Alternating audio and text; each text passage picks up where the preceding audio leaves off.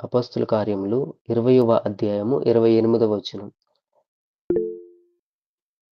దేవుడు తన స్వరక్తమిచ్చి సంపాదించిన తన సంఘమును కాయుటకు పరిశుద్ధాత్మ మిమ్మును దేనియందు అధ్యక్షులనుగా ఉంచెను. ఆ యావత్తు మందను గూర్చియు మీ మట్టుకు మిమ్మును గూర్చియు జాగ్రత్తగా ఉండుడి. మనం ఇక్కడ చూసినట్టయితే సంఘము కొరకు దేవుడు తన స్వరక్తము చిందించాడు సంఘము కొరకు. సో ఈ సంఘము అనేది దేవునికి చెందినది. ఇంకో మాట మనం చూద్దాము. ఎఫెసీయులకు రాసిన పత్రిక 1:22 ఒకసారి చదవగలరా?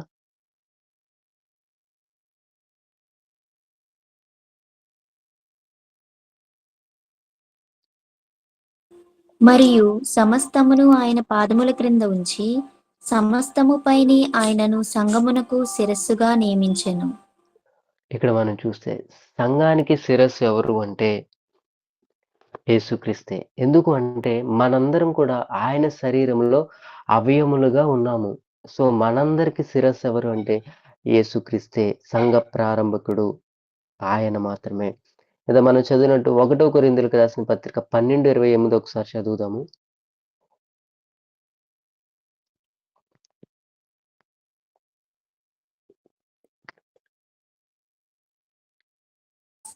మరియు దేవుడు సంఘములో మొదట కొందరిని అపోస్తలులుగాను, పిమ్మట కొందరిని ప్రవక్తలుగాను, పిమ్మట కొందరిని బోధకులుగాను, అటు పిమ్మట కొందరిని అద్భుతములు చేయువారిని గాను, తరువాత కొందరిని స్వస్థపరచు కృపావరములు గలవారిని గాను, కొందరిని ఉపకారములు చేయువారిని గాను, కొందరిని ప్రభుత్వములు చేయువారిని గాను, కొందరిని నానా భాషలు మాట్లాడు వారిని గాను నియమించెను.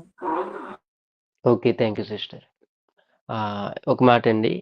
ఏంటి అంటే నేను చెప్పేటప్పుడు నా వాయిస్ బ్రేక్ అయితే అన్‌మ్యూట్ చేసి నాకు చెప్పండి. ఎందుకంటే నేను స్క్రీన్ చూడట్లేదు. ఇక్కడ మనం చూస్తే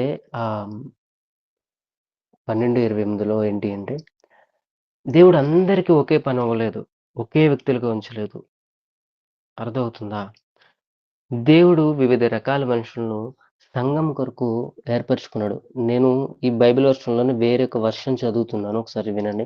దేవుడు తన సంఘంలో నియమించిన వారెవరంటే మొట్టమొదటిగా క్రీస్తు రాయబారులు. క్రీస్తు రాయబారులు. ఇంగ్లీష్‌లో అంబాసిడర్స్ అంటారు. రెండవ వారిగా ఎవరిని ఆయన ఎన్నుకున్నారంటే ప్రవక్తలుగా. అర్థమవుతుందా? చాలామంది అనుకుంటారు ఆహ్, ప్రవక్తలు ఇప్పుడు లేరు అండి అని. కానీ శ్రేష్టంగా మనం చూస్తున్నాము ప్రవక్తలు గాని. మూడవ గుంపు వారెవరంటే ఉపదేశకులుగా ప్రీచర్స్. మనకి ఎక్కువ వరకు దేవుని పని చేస్తున్న వారెవరు తెలుసంటే ప్రీచర్స్ ఎక్కువ తెలుసనమాట. ఈ మధ్య కాలంలో ప్రవక్తలు అనేవారు కనపడుతూ అంటే కొంచెం కొంతమంది నిజమైన ప్రవక్తలున్నారు. కొంతమంది కానివారు గూడా ఉన్నారు. సో, కానీ ఆ మాట ఎక్కువ మనం వింటూ ఉన్నామనమాట. సో, ఉపదేశకులుగా. తర్వాత అద్భుతాలు చేసేవారు. చూడండి ఒకే వ్యక్తికి అన్ని విధమైన లక్షణాలు, అన్ని విధమైన వరాలు ఉండకపోవచ్చు. కానీ దేవుడు వారిని ఏర్పరచుకున్నాడు. అర్థమవుతుందా? తర్వాత రోగులను బాగు చేసే కృపావరాలు గలవారు. ఇక్కడొకటి గమనించండి. రోగులను బాగు చేసే కృపావరాలు గలవారు. అటువంటి వారు గూడా ఉన్నారు. ఉపకారాలు చేసేవారు. తర్వాతది నాయకత్వం వహించగలవారు, నానా భాషలు మాట్లాడేవారు. ఈ మాట గుర్తుపెడుతున్నాను. నానా భాషలు మాట్లాడేవారు. ఈ మాట ఇంకొక అర్థం చెప్తాను.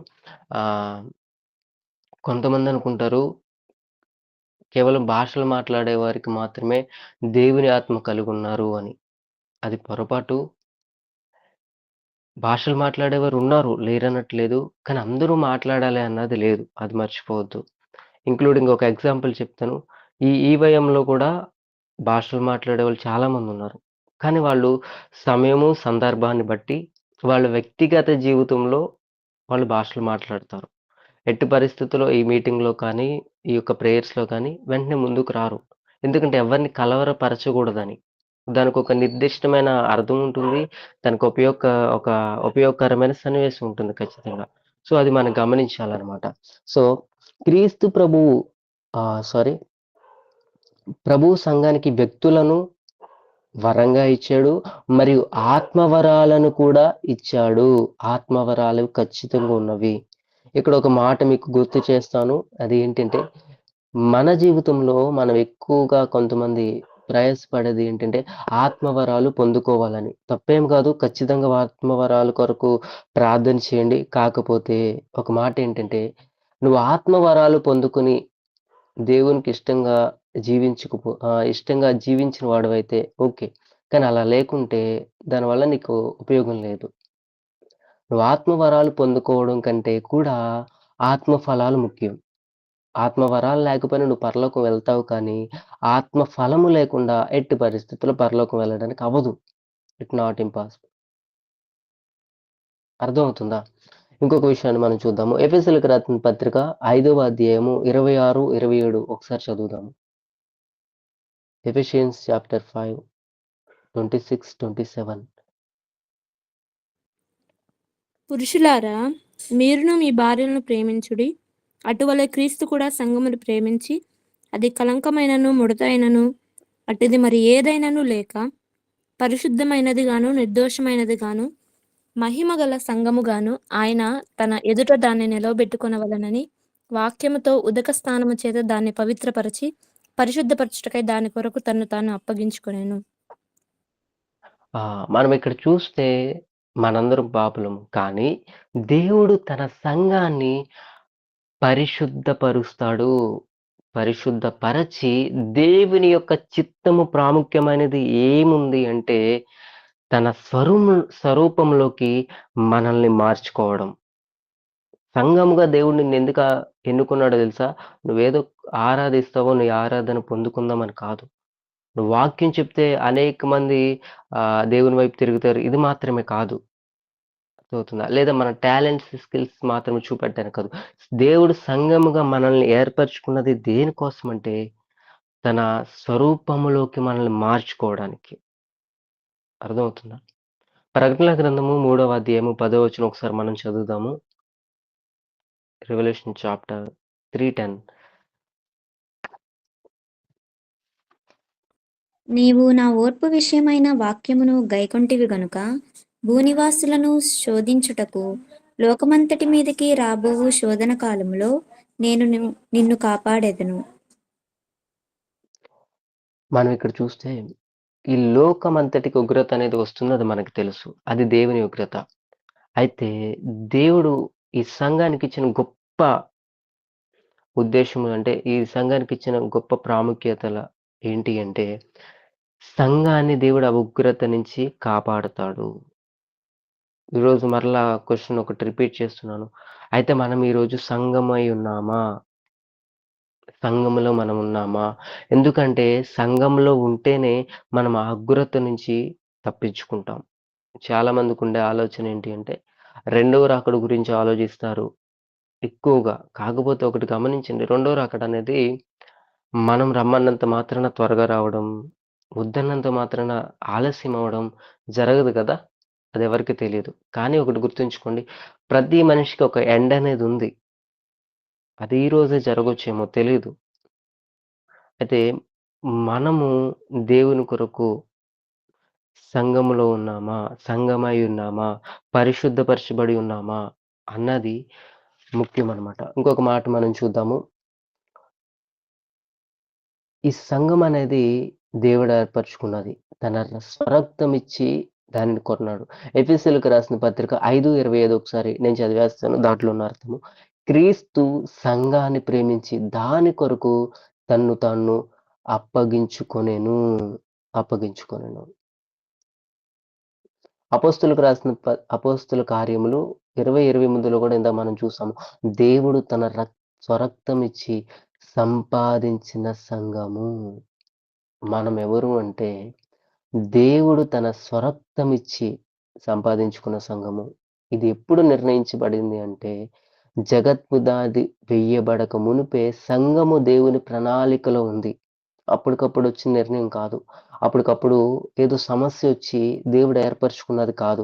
భూతకాల నిత్యత్వంలోనే తండ్రి అయిన దేవుడు తన కుమారుని కొరకు, గుర్తుంచుకోండి, తండ్రి అయిన దేవుడు తన కుమారుని కొరకు సంఘాన్ని ముందుగా నిర్ణయించుకొని, ముందుగానే ఏర్పరచుకున్నాడు. సో, అప్పటికప్పుడు దేవుడు కల్పించుకున్నది కాదు ఆలోచన చేసి. జగత్తు జగత్తుకి ముందే, ఏర్పడక ముందే, ఆయన దానిని క్రియేట్ చేయకన ముందే, రోమిలకు రాసిన పత్రిక 8వ అధ్యాయము 29, 30 ఒకసారి నేను చదివేస్తాను. ఎందుకనగా తన కుమారుడు అనేక సహోదరులలో జ్యేష్ఠుడగునట్లు దేవుడెవరిని ముందుగా ఎరిగనో వారు తన కుమారునితో సారూప్యము గలవారొకటకు, పాసిబుల్ అయితే ఈ యొక్క మాటను అండర్లైన్ చేసుకోండి. తన కుమారునితో సారూప్యము గలవారగుటకు వారిని ముందుగా నిర్ణయించెను. అర్థమవుతుందా? మనందరం కూడా దేవుని యొక్క సారూప్యము గలవారుగా మారాలి. వారిని ముందుగా నిర్ణయించును, మరియు ఎవరిని ముందుగా నిర్ణయించునో వారిని పిలిచెను. ఎవరిని పిలిచెనో వారిని నీతిమంతులుగా తీర్చును. ఎవరిని నీతిమంతులుగా తీర్చునో వారిని మహిమపరచెను. ఇది విషయం, సంఘానికి దేవుడిచ్చిన విశిష్టత. ఎఫెసీయులకు రాసిన పత్రిక 1వ అధ్యాయం 4, 6 ఒకసారి మనం చూస్తే, ఎట్లనగా తన ప్రియుని యందు తాను ఉచితముగా మనకు అనుగ్రహించిన తన కృపా మహిమకు కీర్తి కలుగునట్లు తన చిత్త ప్రకారమైన దయా సంకల్పము చెప్పున యేసుక్రీస్తు ద్వారా తనకు కుమారులనుగా స్వీకరించుటకై, మరలా చదువుతున్నాను, యేసుక్రీస్తు ద్వారా తనకు కుమారులనుగా స్వీకరించుటకై మనలను ముందుగా తన కోసము నిర్ణయించుకొని మనము తన ఎదుట పరిశుద్ధులముగా నిర్దోషులమై ఉండవలనని జగత్ పునాది వేయబడక మునుపే ప్రేమ చేత ఆయన క్రీస్తులో మనల్ని ఏర్పరచుకొనెను. ఇది ఈ యుగానికి దేవుని ప్రణాళిక, సంఘము కట్టబడటం. అర్థమవుతుందండి? సో సంఘమై ఉన్న మనము కేవలం ఆదివారం సంఘంగా ఉండకూడదు. కేవలం కొంతమందికి కనపడడానికి సంఘంగా ఉండకూడదు. కొంతమందికి చెప్పుకోవడానికి సంఘంగా అక్కడితో ఆగిపోకూడదు. సంఘముగా మనము లోకానికి వెలుగై ఉండాలి. ఎందుకంటే మనము సాధారణమైన వ్యక్తులం కాదు. దేవుడు తన నివసించే ఆలయముగా నిన్ను నన్ను మార్చేశాడు తన రక్తము ద్వారా. అర్థమవుతుందా? సో మనము పని చేయాలి. సంఘంగా ఈ లోకానికి దేవుని గురించి తెలియపరచాలి. సంఘము విస్తరించబడాలి. ఎందుకంటే మనం పిలిచింది, ఏర్పరిచింది, మనల్ని నడిపిస్తుంది, మనల్ని రగిలిస్తుంది దేవుడే. అర్థమవుతుందా? అయితే పాత నిబంధనలో కూడా కొంతమంది సంఘముగా వారు దేవుణ్ణి ఆరాధించడం మనం చూడొచ్చు. ఆదాము దగ్గర నుంచి ఇది ప్రారంభమైంది. మనం చూస్తే ఆదికాండము 4వ అధ్యాయము 2 నుంచి 4 వరకు ఒకసారి చదవగలరా? తరువాత ఆమె అతని తమ్ముడగు హేబెలును కనెను. హేబెలు గొర్రెల కాపరి, కయీను భూమిని సేద్యపరచువాడు. కొంతకాలమైన తరువాత కయీను పొలము పంటలో కొంత యెహోవాకు అర్పణగా తెచ్చెను. హేబెలు కూడా తన మందలో తొలిచూలున పుట్టిన వాటిలో క్రొవ్విన వాటిని కొన్ని తెచ్చెను. యెహోవా హేబెలును అతని అర్పణను లక్ష్యపెట్టెను. మనం ఇక్కడ చూస్తే నేను ఒకసారి చదువుతాను.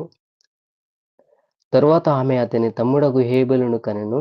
హేబెలు గొర్రెల కాపరి, కయీను భూమిని సేద్యపరిచేవాడు. కొంతకాలమైన తరువాత కయీను పొలము పంటలో కొంత యెహోవాకు అర్పణగా తెచ్చెను.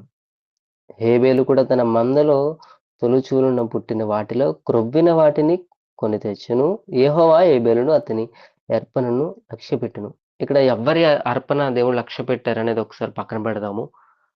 వీరు దేవునికి అర్పణ తీసుకొచ్చారు. ఎవరు నేర్పించారు వారికి? అర్థమవుతుందా?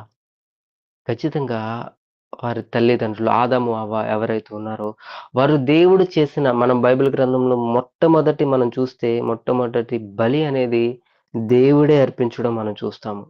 ఆదాము హవ్వలకి వారికి చర్మపు చొక్కాయలు తొడిగించడానికి మనం చూస్తాము. సో ఆ విధానాన్ని చూసిన వారు దాన్ని వెంబడించడం మనం చూస్తాం అన్నమాట. సో వారు కూడా దేవునికి బలి అర్పణ లేదా దేవుడిని సేవించడానికి, దేవుడిని ఆరాధించడానికి అక్కడ పరిస్థితులు చూస్తున్నాము. తర్వాత మనం నోవాహు దగ్గర కూడా మనం చూస్తే ఆదికాండము 6 అధ్యాయము 18వ వచనం మనం చూస్తే నేను చదివేస్తాను.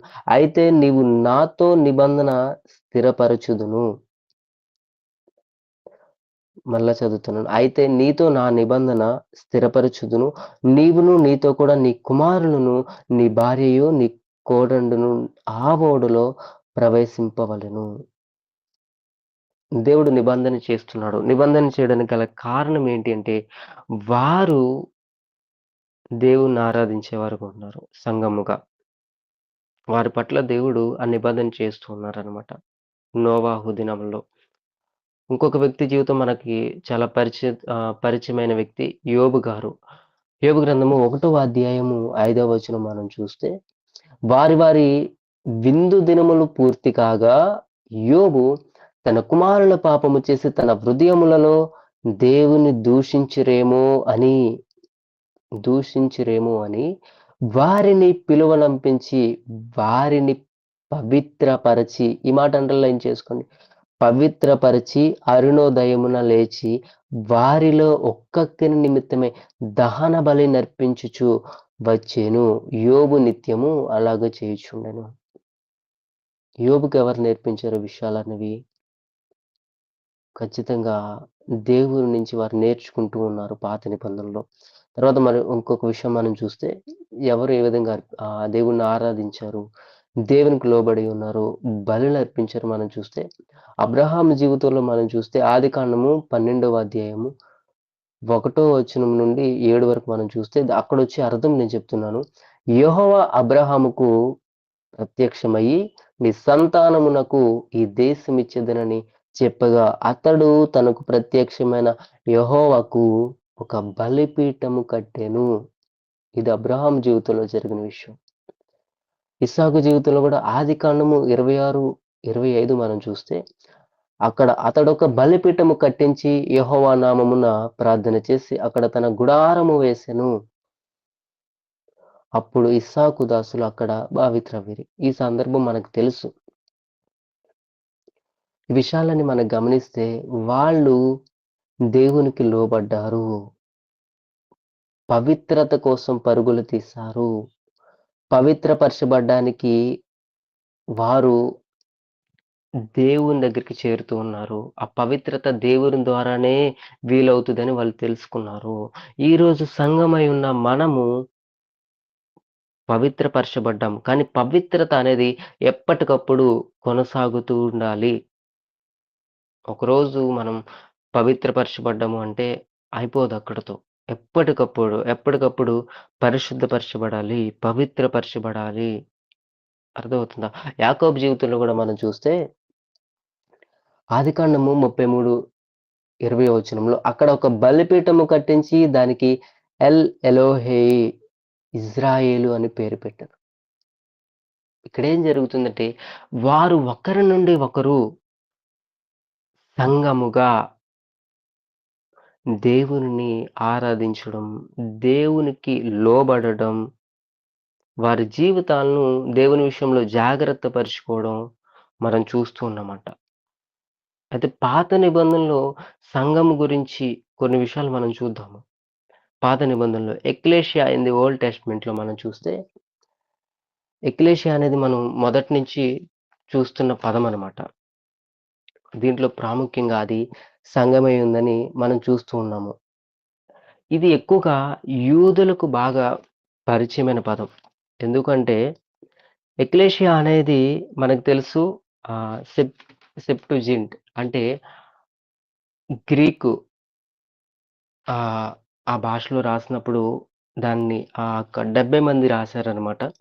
దాన్ని సెప్టుజింట్ అంటారు. దానిలో ఎక్కువగా విరివిగా వాడబడిన పదం ఏంటి అంటే ఎక్లేషియా. హీబ్రూలో ఏమంటారంటే కిహాల్ అంటారు హీబ్రూలో. సో, మనమైతే సంఘం అంటున్నాము, లేదా మందిరం అంటూ ఉన్నాము, లేదా సార్వత్రిక సంఘం అంటున్నామనమాట. సో, ఈ విధంగా వారు దాన్ని పిలుస్తూ ఉన్నారు. అయితే సంఘం అనేపాటికి కొన్ని వివిధ రకాలైన సంఘాలు, సమాజాలు గూడా బైబిల్‌లో ఉన్నవి. దాంట్లో కొన్ని నేను తెలియపరుస్తాను. అది ఏ విధంగా అంటే కొన్ని నిర్దిష్ట కారణాలచే దేవుడు ప్రత్యేకంగా లేదా వారు ప్రత్యేకంగా సమావేశపరచబడిన సమూహంగా లేదా గుంపుగా, సభగా వారు ఏర్పరచబడిన విధానాలు ఇవన్నీ. బైబిల్‌లో ఒక సమాజం ఉంటుంది. అదేంటంటే దుష్ట సమాజము. ఆదికాండము 49వ అధ్యాయము 6వ వచనం ఒకసారి చదవగలరా?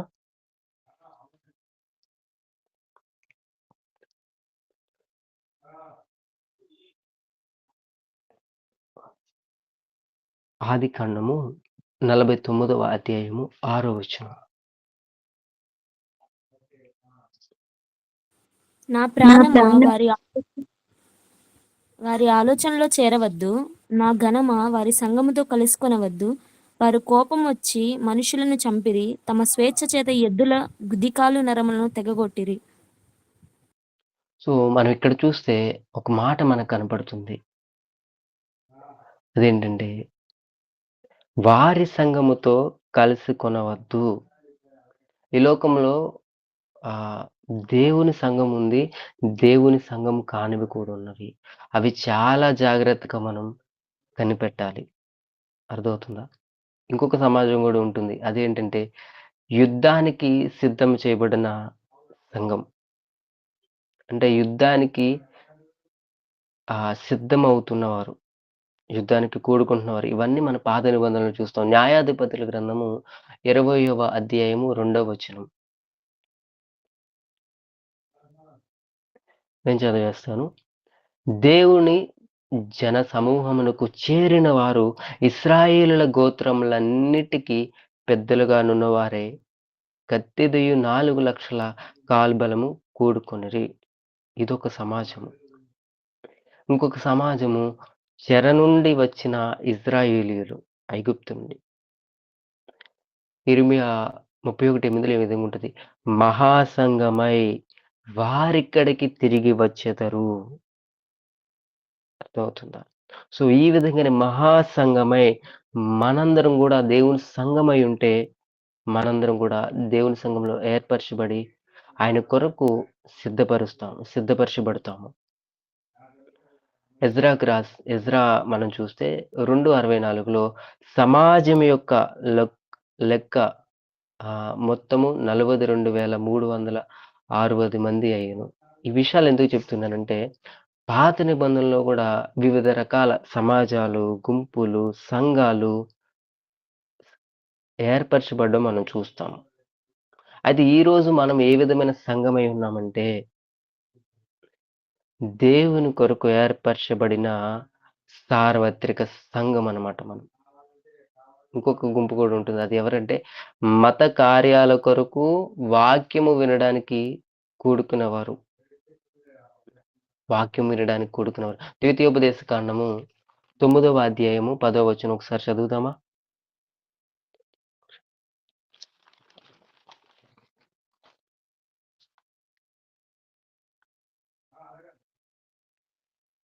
ద్వితీయోపదేశ కాండము 9వ అధ్యాయం 10వ వచనం. అప్పుడు దేవుని వ్రేలుతో వ్రాయబడిన 2 రాతి పలకలను యెహోవా నాకు అప్పగించెను. మీరు కూడి వచ్చిన దినమున ఆ కొండ మీద అగ్ని మధ్య నుండి యెహోవా మీతో పలికిన వాక్యములన్నీ వాటి మీద ఉండెను. Thank you sister. మనం ఇక్కడ చూసినట్టయితే, అప్పుడు దేవుని వ్రేలితో వ్రాయబడిన 2 రాతి పలకలను యెహోవా నాకప్పగించెను. సరే. మీరు కూడి వచ్చిన దినమున ఆ కొండ మీది అగ్ని మధ్య నుండి యెహోవా మీతో పలికిన వాక్యములన్నీయు వాటి మీద ఉండెను. వారు దేవుని వాక్యము కొరకు, దేవుని మాట కొరకు కూడుకున్న వారై ఉన్నారు. ఇదంతా ఒక సంఘమైతే, వ్యవస్థీకరించబడిన అంటే ఒక విధమైన, ఒక క్రమబద్ధమైన సమూహాలు, సంఘాలు కూడా మనం పాత నిబంధనలో చూడొచ్చు. ఏ విధంగా అంటే, ఇజ్రాయేలుల సమాజము లేదా వారి సంఘములో మనం చూస్తే, వారికొక క్రమం ఉంది. మీకాలో మనం చూస్తే 2వ అధ్యాయం 5వ వచనం చూస్తే, చీట్లు వేయగా యెహోవా సమాజంలో మీరు పాలు పొందినట్లు నూలు వేయువాడొకడును ఉండడు. వారికో క్రమం ఉంది. ఆ సమాజాన్ని ఎన్నుకోవడానికి, ఆ విధానాలు అప్పచెప్పడానికి, ఆ పనులు అప్పచెప్పడానికి, ఆ సమాజంలో ఆ గుంపును ఒక నిర్దిష్టమైన వరుసలో ఉంచడానికి. అర్థమవుతుందా? తర్వాత ఇదే విషయంలో మనం చూస్తే దూతల సమూహం గూడా ఉంటుందనమాట. కీర్తనల గ్రంథము 89, 7 వచనం మనం చూస్తే పరిశుద్ధ దూతల సభలో, సభలో అనంగానే మనకు గుర్తు రావాల్సింది గుంపు, సమూహము, సంఘము. ఆయన్ని మిక్కిలి భీకరుడు, తన చుట్టూనున్న వారందరికంటే భయంకరుడనే మాటలో మనకిక్కడ సభలో అనేది మనం గుర్తించొచ్చనమాట. అర్థమవుతుందా? ఇంకొక గుంపు గూడా ఉంటుంది చివరగా. వివేకము మార్గము విడిచి తిరుగువాడు ప్రేతాల గుంపులో కాపురముండును. అర్థమవుతుందా? ఈరోజు అందరూ గూడా సార్వత్రిక సంఘంలో ఉన్నవారు మాత్రమే కాదు. సార్వత్రిక సంఘంలో ఉన్నామనుకుంటూ లేని వారు కూడా ఉన్నారు. అది మర్చిపోవద్దు. మనం ఇంకా రక్షణ పొందుకోకుండా, దేవుని మాటకు లోబడకుండా, సంఘంలో చేర్చబడకుండా, ఆయన్ని మనం సంతోషపెట్టలేము. అర్థమవుతుందా? ఆ భ్రమలో ఉన్నవారు కూడా ఉన్నారు. కొత్త నిబంధనలో కూడా మనం ఎక్లేషియా చూస్తే ఒకసారి చూద్దాము. ఎక్లేషియా ఇన్ ది న్యూ టెస్టమెంట్‌లో మనం చూస్తే మత్తయి సువార్త 16, 18 ఒకసారి చదవగలరా?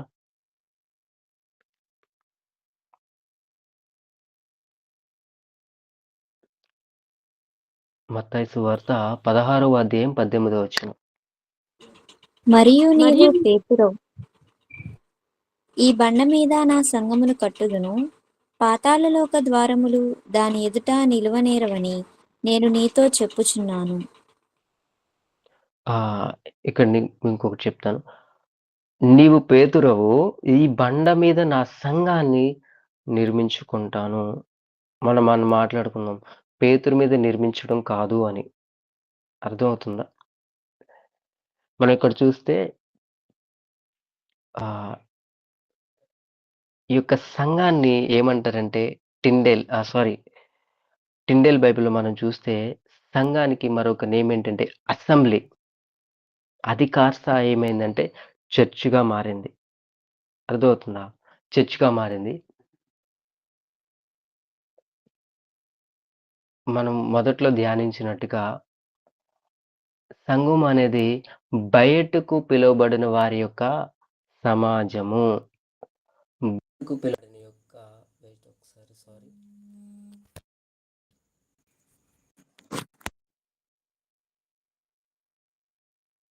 సారీ అండి. ఒకసారి. నా వాయిస్ వినపడుతుందండి?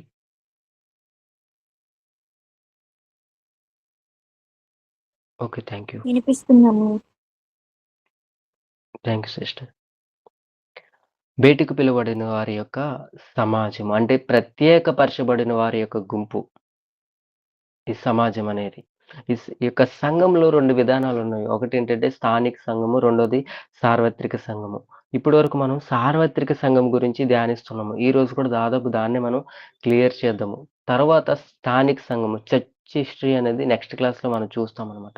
అయితే యొక్క స్థానిక సంఘాన్ని మనం రెగ్యులర్‌గా మాట్లాడే భాషలో లోకల్ చర్చ్ అంటామనమాట. ఇది ఎలాంటిదంటే ఆహ్, చాలా సంఘాలుంటవి. చాలా పేర్లు, డినామినేషన్ నేమ్స్ ఉంటవి. మినిస్ట్రీస్‌గా, మిషన్స్‌గా వివిధ రకాలుగా ఉంటాయనమాట. ఇది ఎలాంటిదంటే ఒక భౌగోళిక ప్రాంతానికి పరిమితమై దానికొక టైమ్ ఉంటుంది. ఒక స్పేస్ ఉంటుంది. ఒక ప్రదేశం. బాప్తిసము ద్వారా ఇతరులను విశ్వాసులతో చేర్చబడటం వీటి యొక్క ముఖ్య విషయం అన్నమాట. దీనిలో మనకి పాస్టర్స్ ఉంటారు, డికాన్స్ ఉంటారు. అంటే సంఘ పెద్దలు ఆహ్, వారు వాక్యంతో పోషించబడటం. వాళ్ళకొక క్రమశిక్షణ, వారందరూ లోబడి తర్వాత ప్రభు బల్లారాధన ఆచరించడం, దేవుణ్ణి ఆరాధించడం, స్వార్థను వ్యాపింపచేయడం, విశ్వాసులను సమాజంగా స్థానిక సంఘాన్ని నిర్వహించుకునే వారిగా మనం ఈ విధానంలో చూడొచ్చనమాట. అంటే అర్థమయ్యేలా చెప్పాలంటే, స్థానిక సంఘం అనేది ఒక ప్రాంతానికి, కాలానికి పరిమితమైన భౌతికంగా ఉన్న ఒక నిర్మాణం. అర్థమైందా? ఫిజికల్ అండ్ విజిబుల్ అనమాట. రోమ ఆహ్, గలితీయులకు రాసిన పత్రిక 1, 2లో ఒకసారి చూస్తే నాతో కూడనున్న సహోదరులందరూను గలతీయలోనున్న సంఘములకు శుభమని చెప్పి వ్రాయినది. ఈ విషయంలో మనం గమనిస్తే స్థానిక సంఘాల గురించి మనం ఇక్కడ గమనించొచ్చనమాట. సంఘస్థులు. ఓకే. సార్వత్రిక సంఘ విషయంలో ఇది యూనివర్సల్ చర్చ్. మనందరం యూనివర్సల్ చర్చ్. మనందరం. నేను, మీరు ప్రతి ఒక్కరు అంటే రక్షించబడిన ప్రతి ఒక్కరు కూడా యేసుక్రీస్తు యొక్క స్వార్థను విశ్వసించి యేసు ప్రభు యొక్క శరీరములో భాగమై కాలానికి, స్థలానికి పరిమితం కాకుండా ఈ మాట గుర్తుంచుకోండి. కాలానికి, స్థలానికి పరిమితం కాకుండా దేవుడు ఏర్పరచుకున్న సంఘానికి ముగింపు లేదు. ఇక్కడ మాత్రమే ఉంటుందని దానికి వీలు లేదు. అర్థమవుతుందా? ఆత్మ సంబంధమైన ఒకే సంఘముగా సార్వత్రిక సంఘాన్ని దేవుడు నిర్మిస్తూ ఉన్నాడు. మనందరిలో ఉంచింది ఒకటే ఆత్మ, మనందరము ఒకటే సంఘము. అర్థమవుతుందా? ఇక్కడ మనం చూస్తే సార్వత్రిక సంఘానికి, స్థానిక సంఘానికి కొంచెం డిఫరెన్సెస్ ఉంటవి. అవి మనం అర్థం చేసుకుంటే ఈజీగా మనం ఏమై ఉన్నామో అర్థమవుతుంది. నేను కొంచెం స్పీడ్‌గా చెప్పడానికి ప్రయత్నిస్తాను. స్థానిక సంఘం అనేది ఒక స్థలానికి పరిమితమైనది. అది మనం చూసొచ్చొచ్చు. కానీ సార్వత్రిక సంఘం అంటే మనము అన్ని స్థలాలలో ఉన్న క్రైస్తవుల్ని సార్వత్రిక సంఘం అంటారు. లేదా అన్ని ప్రాంతాలలో ఉన్న క్రైస్తవుల సమూహము. స్థానిక సంఘం అనేది విభజించొచ్చు. ఈ మినిస్ట్రీ, ఈ మిషన్, ఈ చర్చ్ అని. కానీ సార్వత్రిక సంఘము ఒకటే. అది యేసుక్రీస్తు యొక్క శరీరమై ఉంది. అర్థమవుతుందా? స్థానిక సంఘము ఒక స్థలంలోని వ్యక్తులు విశ్వసించినప్పుడు సంఘము ప్రారంభించబడుతుంది. రకరకాల సంఘాలు దీంట్లో ఉంటవనమాట. వివిధ కాలాలలో ఇవి స్థాపించబడుతూ ఉంటవి. అలా వెళ్తూ ఉంటవి. కానీ సార్వత్రిక సంఘం అనేది దీనికి ఒకటే ప్రారంభం. ఒకటే ప్రారంభం. అదెప్పుడు ప్రారంభమైంది అంటే ఉనికిలోకొచ్చిందంటే పెంతెకోస్తు నాడు ఇది ప్రారంభం అవుతూ మనం చూడొచ్చు.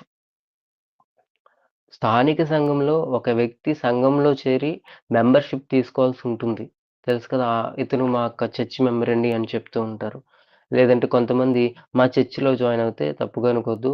మీకు బర్త్‌డేకి కేకులొస్తాయి. మీరు మరణించినప్పుడు శవపేటికలొస్తవి. మీకు శ్మశాన వాటికలో ప్లేస్ వస్తది అని వాళ్ళు మా చర్చ్ నంబర్ అయితే ఈ అర్హతలు ఉన్నాయని వాళ్ళు మెంబర్‌షిప్‌కి జాయిన్ చేపించుకుంటారు. కొంతమంది దానికోసం కూడా చర్చ్‌కి జాయిన్ అయ్యేవాళ్ళు ఉంటారు. ఓకే. బయట జరిగే విషయం ఇది. కానీ సార్వత్రిక సంఘంలో ఏ మనిషి ప్రమేయము లేదు. ఉంది అనుకుంటే వాళ్ళ భ్రమ. సార్వత్రిక సంఘంలో ప్రతి వ్యక్తిని కూడా దేవుడే చేరుస్తున్నాడు. అది పరిశుద్ధాత్మ యొక్క కార్యము. అర్థమవుతుందా? స్థానిక సంఘంలో సంఘ నాయకత్వం ఉంటుంది. తర్వాత కొన్ని సభ్యత్వాలుంటవి. అది వాళ్ళు ఇవ్వచ్చు, ఇవ్వకపోవచ్చు. వాళ్ళు చేసే పనిని బట్టి వాళ్ళు నిర్ణయిస్తుంటారు. కానీ సార్వత్రిక సంఘంలో అటువంటి అనుమతులు ఏమీ ఉండవు. ప్రభువే స్వయంగా సభ్యత్వాన్ని ఇస్తాడనమాట. స్థానిక సంఘంలో ఈ విధమైన క్రైస్తవులు గూడా ఉంటారు. ఎవరో తెలుసా? నటించేవారు. నామకార్థ క్రైస్తవులు కూడా స్థానిక సంఘంలో ఉంటారు. ఉండరని కాదు. కానీ వాళ్ళకి కూడా సభ్యత్వం ఉంటుంది. మెంబర్‌షిప్ ఉంటుంది. వాళ్ళకి కూడా సంఘంలో అధికారాలుంటవి. కానీ సార్వత్రిక సంఘంలో కేవలం ఆత్మ ద్వారా రక్షించబడి నమ్మకమైన పని చేసే వారికి మాత్రమే చోటుంటుంది. పరిశుద్ధంగా ఉన్న వారికి మాత్రమే. స్థానిక సంఘంలో సంఘ పెద్దలుంటారు, పాస్టర్స్ ఉంటారు, కొత్తవారు వస్తూ ఉంటారు. తర్వాత ఒకళ్ళు చనిపోతే వాళ్ళకి ఇంకొక స్థానం ఇస్తూ ఉంటారు. ఇవన్నీ జరుగుతూ ఉంటవి. కానీ సార్వత్రిక సంఘంలో అది ఒక వ్యవస్థ కాదు కాబట్టి వారందరిని ఏర్పరచుకుంటున్న దేవుడే. దానికి శిరస్సు యేసుక్రీస్తు అయ్యున్నారు. స్థానిక సంఘం అనేది చీలికలొచ్చి విడిపోయే అవకాశాలు చాలా ఎక్కువ.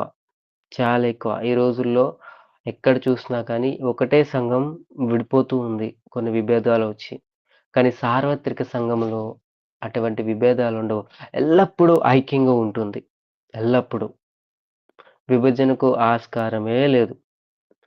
స్థానిక సంఘం అనేది మనం మరణమైపోతే ఆ సభ్యత్వం అక్కడితో కంప్లీట్ అవుతది. ఆ మెంబర్‌షిప్ అనేది.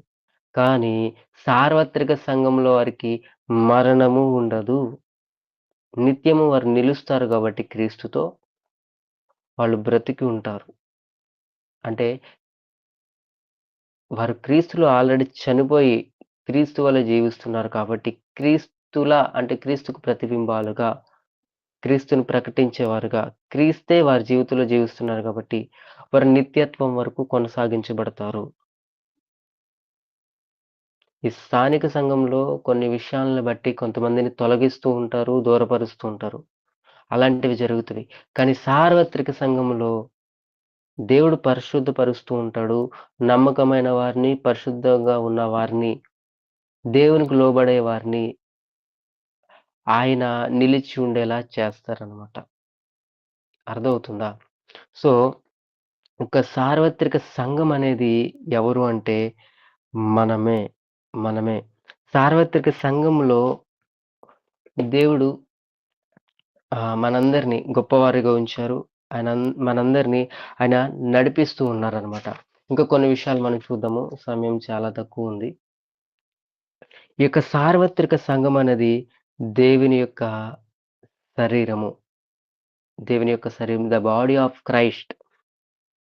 రోమీయులకు రాసిన పత్రిక 12వ అధ్యాయము 4-5 వరకు ఒకసారి ఎవరైనా చదవగలరా?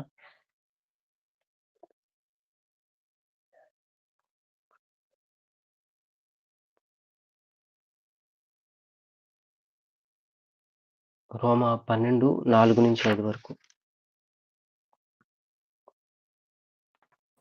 ఒక్క శరీరంలో మనకు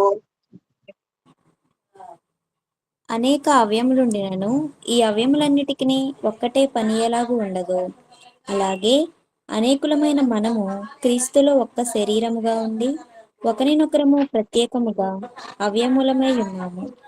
మనకు అనుగ్రహింపబడిన కృప చొప్పున వెవ్వేరు కృపావరములు కలిగిన వారమై ఉన్నాము గనుక ప్రవచన వరమైతే విశ్వాస పరిమాణము చొప్పున ప్రవచింతము, పరిచర్య అయితే పరిచర్యలోను, బోధించువాడైతే బోధించుటలోను, హెచ్చరించువాడైతే హెచ్చరించుటలోను పని కలిగి ఉండము. పంచిపెట్టువాడు శుద్ధ మనస్సుతోనూ, పై విచారణ చేయువాడు జాగ్రత్తతోనూ, కరుణించువాడు సంతోషముతోనూ పని జరిగింపవలెను. సో, మనం ఇక్కడ చూస్తే సంఘం యొక్క రూపకాలు మనం చూస్తే మెటాఫర్స్ ఆఫ్ ది చర్చ్‌లో ప్రభు అంటున్నాడు. నేను సంఘమును కట్టుదును. ఇక్కడ ఆ మాట మనం అర్థం చేసుకుంటే, అన్నప్పుడు సంఘం అంటే ఒకే ఒక ఐక్యపరచబడిన విశ్వాసుల సమూహము. ఒకటే. విశ్వాసులందరి సమూహము, సమాజము. ఈ విషయాన్ని మనం గమనిస్తే ఇది దేవుడు చెబుతుంది సార్వత్రిక సంఘం గురించి. ఇప్పుడు మనం చదివిన దానిలో ఒక్క శరీరములో మనకు అనేక అవయములుండినను ఆ అవయములన్నిటికిని ఒక్కటే పని ఎలాగుండదో, అలాగే అనేకులమైన మనకు క్రీస్తులో ఒక శరీరముగా ఉండి ఒకరికొరకొకరు ప్రత్యేకముగా అవయములై ఉన్నాము. సంఘములో ఉన్న మనము మరి యొక్క అవయవానికి సహకరించేవారుగా ఉండాలి. కానీ ఈరోజు మనకు మనమే పాడు చేసుకుంటున్నాం. నాకు తెలిసిన ఒక సంఘం అన్నమాట. ఎగ్జాంపుల్‌గా చెప్తున్నాను. ప్రతి సంవత్సరం కొన్ని సంవత్సరాలుగా సభలు అంటే సువార్త కూడుకలు పెడుతూ ఉంటారు. విషయం ఏంటంటే కొన్ని విభేదాలొచ్చి ఒకటే సంఘం 2గా విడిపోయింది. ఆ ప్రదేశం పేరు ఇప్పుడు నేను చెప్పలేను. విడిపోయింది. కానీ విషయం ఏంటంటే ఆ గ్రామంలో అది ఒకటే చర్చు ఇప్పుడు 2గా విడిపోయింది. ప్రతి సంవత్సరం ఆ సమయానికి 2 చర్చుల్లో కూడా ఒకే రోజు మీటింగ్ జరుగుతూ ఉంటుంది. చిన్నగా గూడా కాదు. ఆ గ్రామం అంతటికి చుట్టుపక్కల గ్రామాలంతటికి కూడా సరిపోయే విధంగా మహాసభలుగా 2 చర్చెస్‌లో ఒకే రోజు జరుగుతది. పోనీ 2 చర్చులు ఒకటి ఊరు చివరన, ఒకటి ఊరికి ఇవతల కూడా కాదు. జస్ట్ ఆ చర్చ్‌కి, ఈ చర్చ్‌కి జస్ట్ ఒక 7 అంగుళాల గోడ అడ్డంతే. అంటే ఒక అడుగులో సగం ఒక మన జాన్ ఉంటది గదా! అంత గోడ అడ్డుంటుంది. ఇక్కడ ఆ మీటింగ్ జరుగుతుంది. ఇక్కడ ఆ మీటింగ్ జరుగుతుంది. వాళ్ళు విపరీతంగా మైకులు పెడతారు. వీళ్ళు విపరీతంగా మైకులు పెడతారు. వచ్చిన జనం ఎవరు అంటే ఎక్కువ వరకు అన్యులొస్తారు. ఆ ఊర్లో ఆ చర్చికి మంచి పేరుంది. దాన్ని బట్టొస్తారు. అయితే విషయం ఏంటంటే, వచ్చిన వాళ్ళు భోజనం చేసి వెళ్ళడం తప్ప వాళ్ళకి వేరే యూజ్ ఏముండదు. ఇలా అంటేనే ఏమనుకోవద్దు. ఎందుకంటే, ఇటు చెప్పే వాక్యం అర్థం గాదు. అటు చెప్పే వాక్యం అర్థం గాదు. 2 మిక్స్ అయ్యొస్తాయి. మాకే చాలా బాధేస్తుంది. "అరే! ఏమైంది? ఒకరోజు ఒకళ్ళు పెట్టుకోవచ్చు కదా! రెండో రోజు ఇంకొకళ్ళు పెట్టుకోవచ్చు కదా! ఊళ్ళో చుట్టుపక్కల చాలా ప్రజలందరూ వస్తున్నారు కదా! దీనివల్ల వాళ్ళకొచ్చిందేంటి?" అంటే, ఒకరికొకరు వారు సార్వత్రిక సంఘమై ఉన్నారనేది గమనించకపోవటం. ఎక్కడి వరకంటే మనుషులు చాలామంది మనలో గూడా ఉండొచ్చేమో, అందరూ అనట్లేదు. మనం ఎక్కడ ఆగిపోయామంటే, స్థానిక సంఘం దగ్గర ఆగిపోయాము. కానీ స్థానిక సంఘం పరలోకానికి వెళ్ళదు. అది మర్చిపోవద్దు. సార్వత్రిక సంఘమే దేవునితో ఉంటుంది. సో, మనం ఈరోజు సార్వత్రిక సంఘంలో భాగమై ఉన్నామా? స్థానిక సంఘం వరకు ఆగిపోయామా? అది మనం ఆలోచించాలి. అర్థమవుతుందా? ఇంకొకటి ఈ యొక్క సార్వత్రిక సంఘాన్ని దేవుడు ఆలయముగా మార్చుకున్నారనమాట. తన ఆలయముగా. ఎఫెసీయులకు రాసిన పత్రిక 2వ అధ్యాయము 19, 22 మనం చూస్తే నేను చెప్పేస్తాను. ఆయనలో మీరు కూడా ఆత్మ మూలంగా దేవుని నివాస స్థలమై యుండుటకు కట్టబడుచున్నారు. దేవుని నివాస స్థలమై. ఈరోజు దేవుని ఆలయము మనమే. మనమే. మరి ఒకటేంటంటే మనలో చాలా మందికున్న ఒక డౌట్ ఇక్కడ క్లారిఫై అవుతది. మనందరం కూడా దేవునిచే పరిశుద్ధపరచబడిన పరిశుద్ధమైన యాజక సమూహము. 1 పేతురు 2వ అధ్యాయం 4వ వచనం నుండి 10 వరకు మనం చూస్తే, అక్కడ మనం గమనించవలసిన విషయం ఏంటంటే, నేను స్పీడ్‌గా చదవడానికి ప్రయత్నిస్తాను. ఆత్మ సంబంధమైన మందిరమే, ఆత్మ సంబంధమైన బలులను అర్పించే యాజకత్వ సమూహమే సంఘము. ఇశ్రాయేలులు యాజక రాజ్యము అయితే, సంఘము రాజులైన యాజక రాజ్యము. లేవీయులు మాత్రమే యాజకులు. యూదులు మాత్రమే రాజులు. కానీ మరల అందులో కూడా దావీదు వంశమే రాజ్యాధికారాన్ని పొందుతారు. పాత నిబంధనలు మనం చూస్తాం. తర్వాత అహరోను వంశస్థులే ప్రధాన యాజకులు, ముఖ్య యాజకులుగా వాళ్ళొక క్రమాన్ని అనుసరిస్తూ ముందుకు వెళ్తూ ఉంటారు.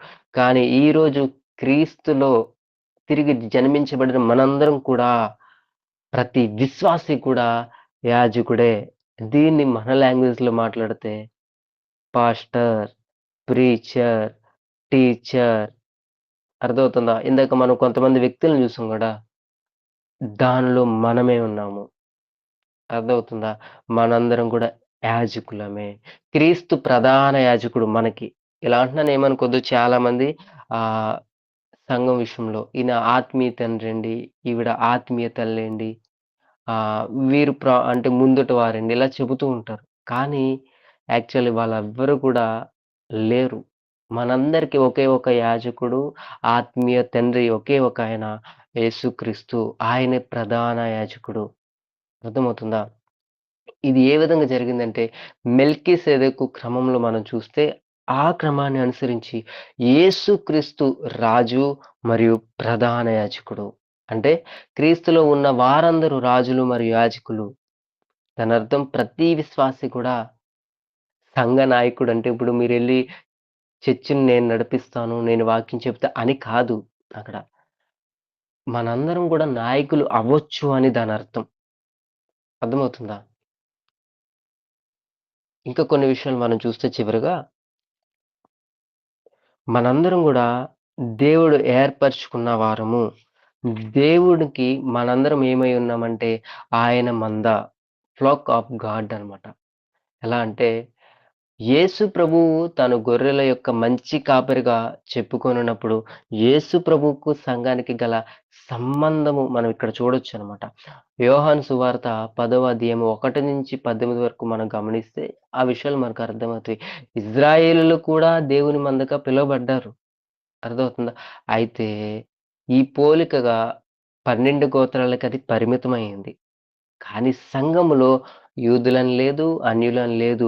రక్షించబడిన ప్రతి ఒక్కరు గూడా ఆయన సమాజము, ఆయన సంఘము. చివరగా మనందరం గూడా ఆయనకి సంబంధించిన పెండ్లి కుమార్తెము మనము. వధువు. అర్థమవుతుందా? సంఘము పెండ్లి కుమార్తెగా వర్ణించబడ్డం మనం బైబిల్ గ్రంథంలో నేరుగా చూడొచ్చు. క్రీస్తుకు సంఘానికి మధ్య గల బంధమును భార్యాభర్తల బంధంతో పోల్చబడ్డం మనం చూస్తామనమాట. అర్థమవుతుందా?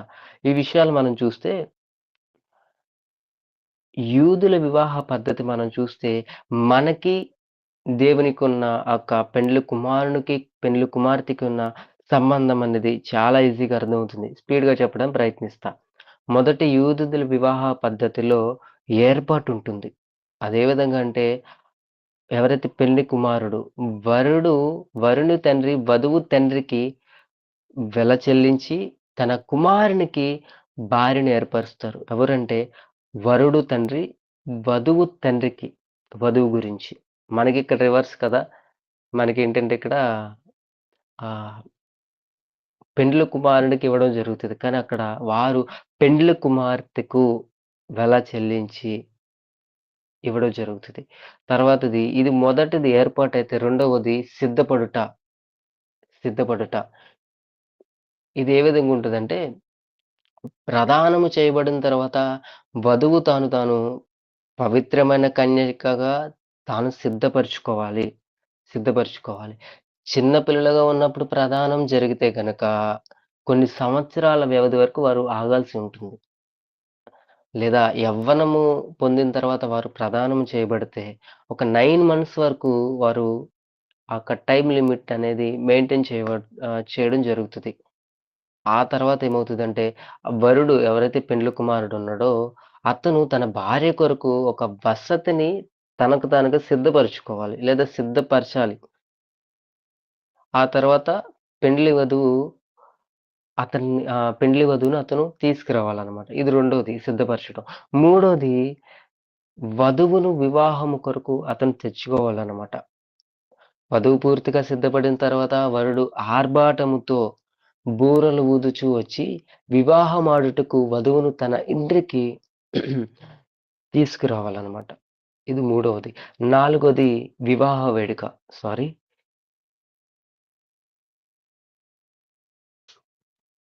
ఓకే. నాలుగోది వివాహ వేడుక.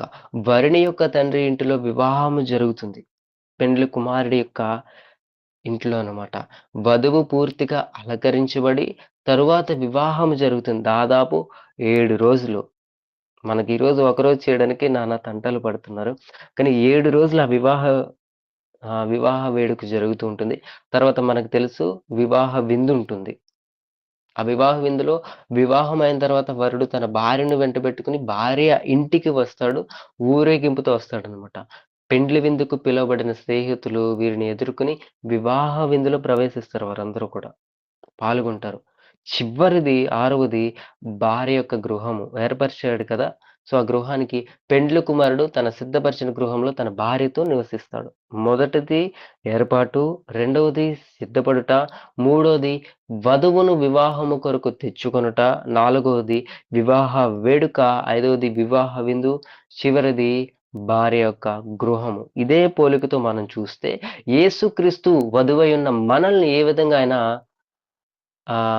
పెండ్లి కుమార్తెగా సిద్ధపరుస్తున్నాడు అంటే, మొదటిది ఏర్పాటు. యోహాను సువార్తలో మనం చూస్తే 3:16 రాసుకోవడానికి ప్రయత్నించండి. ఎఫెసీయులకు రాసిన పత్రిక 5వ అధ్యాయం 27లో మనం చూస్తే, యేసుక్రీస్తు తండ్రి తన కుమారుని రక్తము వెలగా చెల్లించి తన కుమారునికి వధువుగా మనల్ని ఏర్పరిచాడు. ఏర్పాటు ఇది. సిద్ధపాటులో మనం చూస్తే ప్రస్తుతం సంఘము వధువు వలె పవిత్రమైన కన్యకగా వరుడు అయిన యేసుక్రీస్తుతో కలుసుకోవడానికి తన్ను తాను సిద్ధపరుచుకుంటూ ఉన్నది. ఈరోజు ఆ సిద్ధపరుచుకునే వారిగా మనం ఉన్నామా? ఆగిపోయామా? అర్థమవుతుందా? యేసు ప్రభువు తిరిగి వెళ్లి విశ్వాసుల కొరకు నివాస స్థలాన్ని సిద్ధపరుస్తున్నాడు. మనకి ఈ మాట తెలుసు కదా! యోహాను సువార్త 14:3లో ఉంటుంది. నేను వెళ్లి మీ కొరకు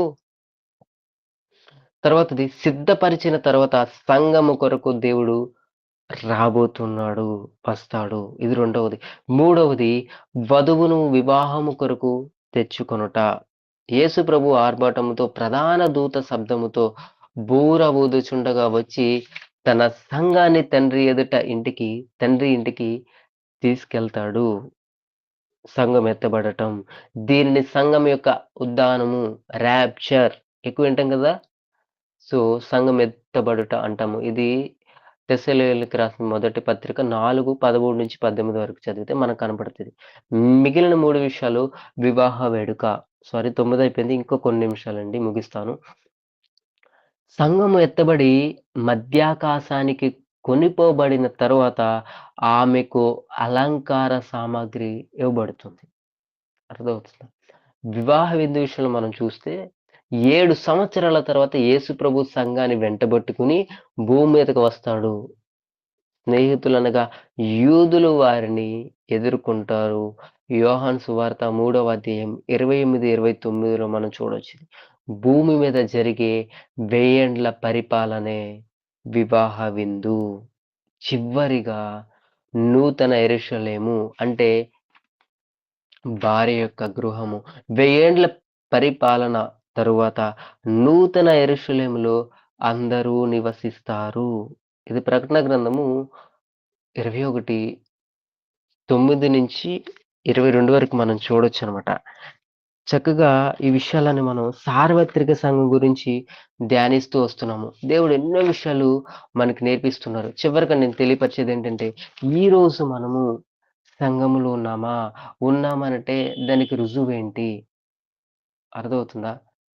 రుజువేంటి అంటే, మొదటిది మనం చేసే ప్రార్థనలకు జవాబులు రావటం. అర్థమవుతుందా? అన్ని ప్రార్థనలు చెప్పట్లా. దేవుని చిత్తంలో అడుగుతున్న ప్రార్థనలకు, దేవుని చిత్తము కొరకు అడుగుతున్న ప్రార్థనలకు, దేవుని యొక్క సంకల్పము నెరవేరే విధంగా మనం అడుగుతున్న ప్రార్థనలకు జవాబులొస్తున్నవా? నువ్వు సంఘంలో ఉన్నట్టు. ఇంకొకటి దేవుని ప్రేమను మనం అనుభవించడం ద్వారా మనం అర్థం చేసుకోగలము. మనం సంఘంలో ఉన్నామని. ఇంకొక మాట మనము క్రీస్తును ప్రేమించేవారుగా ఉన్నాము అంటే దానర్థం మనం సంఘంలో ఉన్నాము అని, సంఘమై ఉన్నామని. మరి ఒక మాట ఆయన ఆజ్ఞలను గైకొంటున్నామంటే మనం సంఘమై ఉన్నాము. సంఘమై ఉన్నాము. మరలా ఇతరులతో దేవుని యొక్క దీవెనలు మనం ఇతరులతో పంచుకునే వారిగా ఉండాలి. మనకు మనం స్వార్థంగా, మూర్ఖంగా ఇతరుల గురించి నాకెందుకు, నా భక్తి జీవితం నాకు చాలు అనుకుంటే దానర్థం మన స్థానిక సంఘానికి సరిపెట్టుకున్నాం చాలు ఇది అని. లేదు. స్థానిక సంఘం నిన్ను నిత్య జీవంలోకి నడిపించడం కష్టం అని వెళ్ళొద్దని చెప్పట్లేదు. అక్కడితో ఆగిపోవద్దని చెబుతున్నాను. సార్వత్రిక సంఘమై మనం ఉన్నామని గుర్తించాలి. అర్థమవుతుందా? దేవుడు మనకిస్తున్న సంతోషము ఇతరులకు పంచిపెట్టాలి. దేవుడు మనకిస్తున్న ఆ యొక్క నూతన విజయవాన్ని ఇతరులకు ప్రోత్సాహకరంగా మార్చాలి. అర్థమవుతుందా? దేవుని పనంటే ఎంతసేపు వాక్యం చెప్పడం, ఆరాధించడం, సంఘంగా కూడుకోవడం ఇది మాత్రమే కాదు. అర్థమవుతుందా?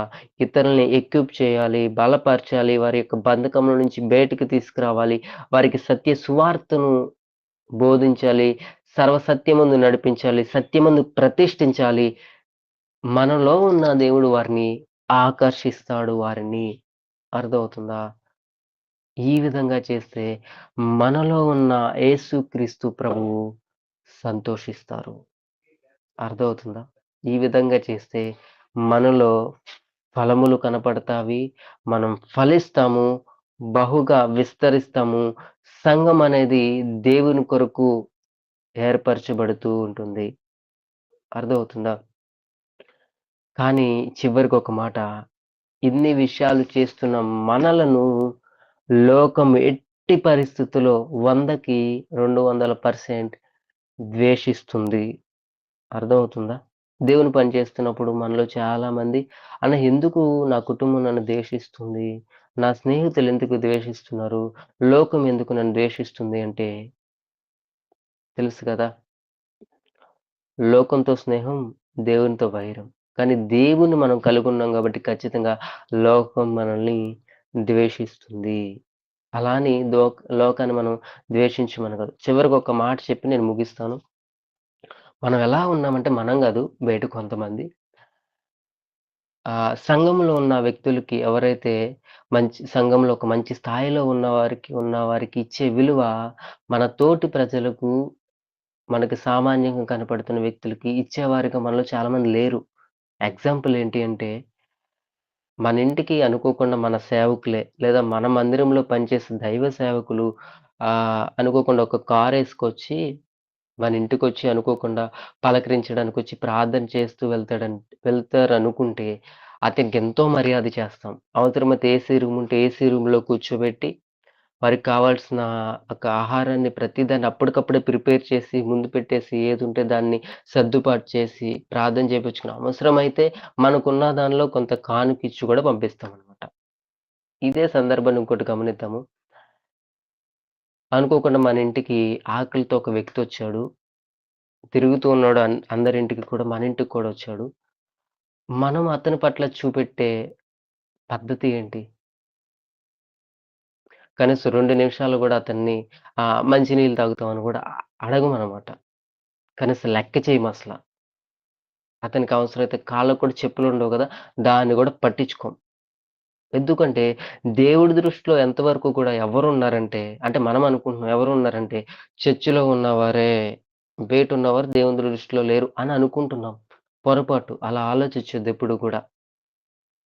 దయచేసి మందిరంలో ఉన్నవారైనా, మందిరానికి బయటున్నవారైనా, వారు గొప్పవారైనా, దీన స్థితిలో, హీన స్థితిలో ఉన్నవారైనా, ప్రతి ఒక్కరిని గూడా దేవుడు ప్రేమిస్తూ ఉన్నాడు.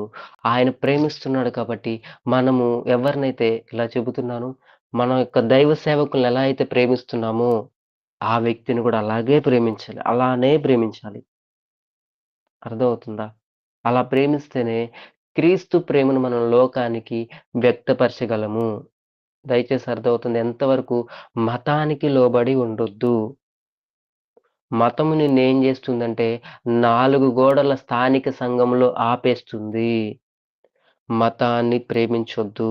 మతాన్ని వెంబడించొద్దు. క్రీస్తుని వెంబడించండి. క్రీస్తుని ప్రేమించండి. క్రీస్తు ప్రతి ఒక్కరిని ప్రేమించాడు. ప్రతి ఒక్కరిని ఆదరించారు. అలా మనం ఉండాలి. అర్థమవుతుందా? ఇది సార్వత్రిక సంఘంలో దేవుడు ఏర్పరచుకున్న విశిష్టతలు. దేవుడు ఏర్పరిచిన విధానము. దేవుడు చూస్తున్న విధానము.